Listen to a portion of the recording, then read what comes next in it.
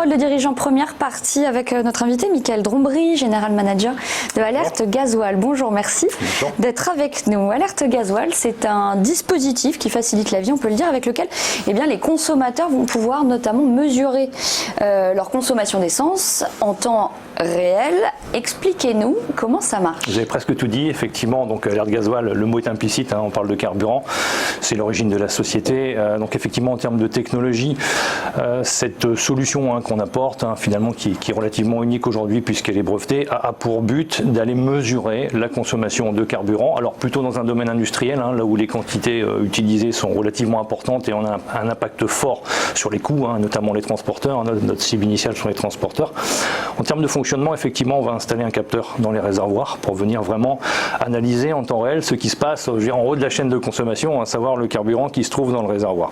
À partir de là, donc, cette technologie va émettre des signaux en temps réel, donc du capteur vers le tableau de bord.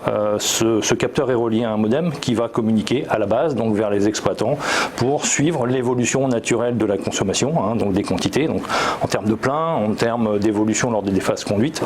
Et une fois qu'on a toute cette information, on va venir effectivement la décortiquer, la disséquer de manière à la rendre, on va dire, intelligible pour l'utilisateur de base. Et ça, c'est vous qui vous en occupez? Absolument, ça c'est notre métier, on a l'unicité là-dessus, c'est tout le savoir-faire d'Alerte Gasoil, c'est effectivement à partir d'une mesure en temps réel, venir interpréter cette mesure de manière à pouvoir prendre action, parce que la mesure, elle est intéressante à partir du moment où on agit sur la mesure pour aller chercher son retour sur investissement au travers de la baisse de consommation. Donc en termes d'exemple, il y a différents phénomènes qui vont générer de la consommation. Vous avez un facteur technologique, naturel, et vous avez aussi un facteur humain. Facteur humain, je laisse mon véhicule tourner, je dirais sans faire exprès le matin quand je l'allume, une dizaine de minutes par-ci, une dizaine de minutes par-là, ça va générer forcément de la consommation qu'on qualifie de gaspillage. Donc on va donner un regard sur tous les ralentis au cours de la journée et on va alerter. On va alerter le conducteur pour le rappeler de couper son moteur, on va alerter l'exploitant. Donc on fait vraiment un suivi spécifique des différentes tranches. La première, effectivement, les ralentis. La deuxième, les vols. Il y a beaucoup de vols, beaucoup d'émissions sont consacrées cette année au vol. Plus le carburant est cher, plus on voit des phénomènes de vol à s'accroître quelque part. Notre dispositif est connecté 24 heures sur 24, 7 jours sur 7. Donc en cas de baisse inopinée, véhicule à l'arrêt, on déclenche immédiatement un signal d'alerte. En embarqué, on a une sirène, donc on fait un peu peur aux externes, mais il faut le faire parce que sinon finalement vous ne faites que constater le vol, donc il faut agir en temps réel. Alors comment vous faites pour distinguer dans vos analyses l'erreur humaine, on va dire quelqu'un qui oublie de couper son moteur, et le vol? Alors c'est tout le savoir-faire d'Alerte Gasoil. On a disséqué au travers des signaux qui finalement traduisent l'évolution du carburant et en fonction des phénomènes, donc moteur tournant, véhicule à l'arrêt, clé de contact mise ou pas mise, identification du conducteur ou pas, on a créé des modèles qui nous permettent de nous assurer qu'on a soit du vol, soit du ralenti, soit autre phénomène. Donc c'est vraiment tout l'apport du savoir-faire d'Alerte Gasoil. Et Alerte Gasoil, vous l'avez dit, ça marche 24 heures sur 24, 7 jours sur 7, et ça marche aussi, il faut le préciser, sur 100% des véhicules. Absolument, absolument. En fait, on crée notre propre information, donc notre système est autonome, donc, quelle que soit la technologie du véhicule, quelle que soit la marque, quel que soit l'âge du véhicule, on est capable d'installer, quel que soit le type du véhicule. C'est ce qui fait que notre système, effectivement, est universel, quelque part, et nous permet d'attaquer alors des secteurs comme l'environnement, le transporteur routier. On va démarrer le BTP, puisque la taxation du carburant évolue. Les collectivités locales, de par l'unicité, on peut adresser des marchés, quelque part, sans mise en concurrence, ni cahier des charges, puisque l'unicité a été prouvée. Donc, effectivement, on a un secteur très large. Là où il y a du carburant, finalement, Alerte Gasoil peut s'installer. Et vous avez dit que vous vous adressez évidemment aux grosses structures, notamment aux transporteurs routiers. Pourquoi pas les particuliers? Alors, on ne s'adresse pas qu'aux grosses structures, parce que même chez les transporteurs routiers, vous avez des transporteurs routiers à taille, on va dire, indépendants. Ça a été tout l'historique de démarrage d'Alerte Gasoil, de travailler avec les acteurs standards du marché. Ensuite, on a évolué ces dernières années, une fois que la technologie a été éprouvée, vers des gros acteurs du transport. On parlait de Steph, un des leaders européens. On a équipé de Richebourg en termes de collectivité de ramassage des ordures ménagères. On déploie Saint-Gobain en termes de distribution. Donc effectivement, là, on a des gros acteurs. Après, sur le secteur du particulier, je pense que le particulier, finalement gère sa propre consommation. L'intérêt économique, finalement, c'est lui qui le gère, il n'a pas besoin d'avoir un auto-rappel. Et aujourd'hui, il y a des systèmes Start and Stop, etc., qui œuvrent pour le particulier. Nous, effectivement, on va chercher beaucoup d'économies là où il y a des masses de carburant qui sont exploitées, qui génèrent de surcroît énormément de CO2. Alors, quels sont les avantages à faire appel à l'alerte gasoil? Ils sont économiques, mais pas seulement.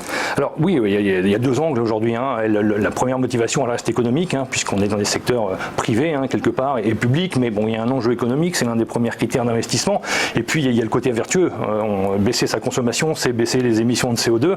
Je ne vais pas faire le rappel sur l'importance d'avoir une démarche verte. Donc, il y a cette double approche. J'investis pour mon intérêt économique et en même temps, je sauvegarde un petit peu les émissions de CO2. Donc, j'agis pour la planète quelque part. Donc, ce sont le double intérêt finalement aujourd'hui.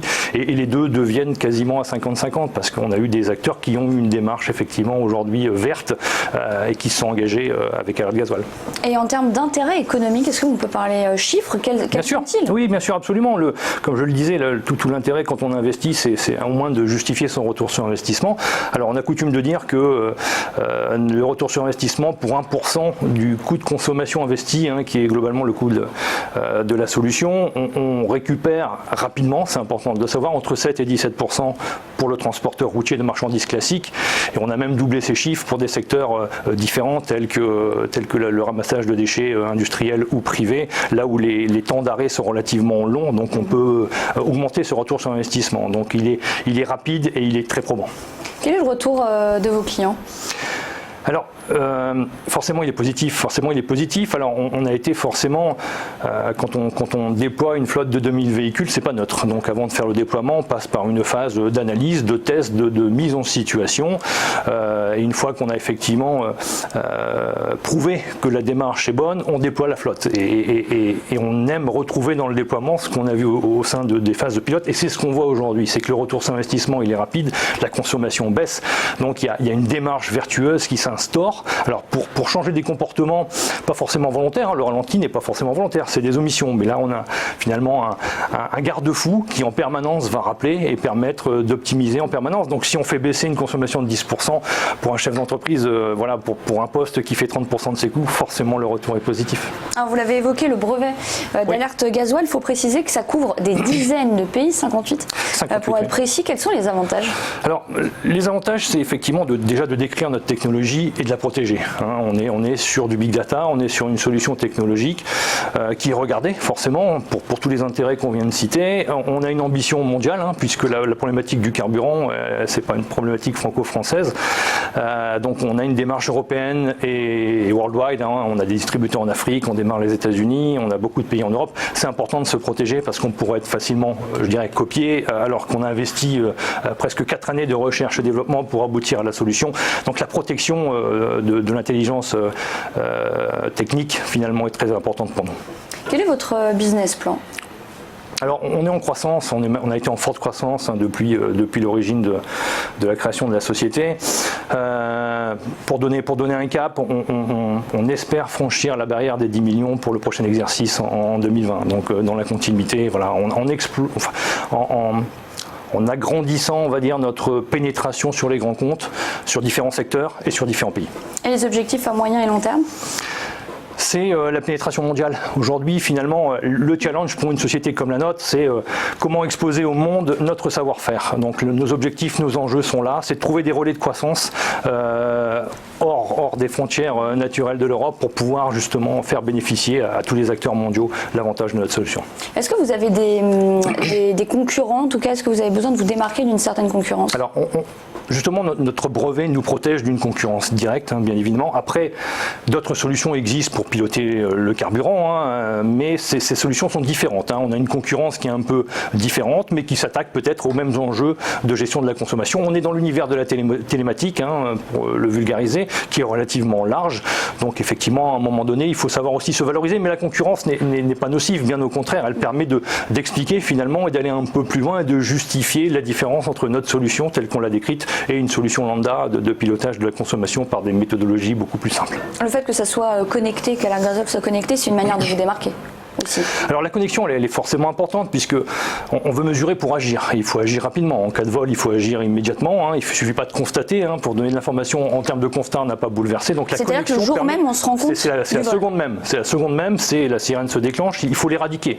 Si c'est faire une mesure des vols et faire un constat mensuel des vols, on sait finalement, mais on n'a pas agi. Notre rôle, c'est de savoir, mais surtout d'agir en temps réel pour qu'effectivement on observe cette baisse de consommation. Donc la connexion, elle est fondamentale. Merci beaucoup Mickaël Drombry d'avoir été notre invité pour nous parler d'Alerte Gasoil. Merci beaucoup. À suivre la seconde partie de Parole de dirigeants.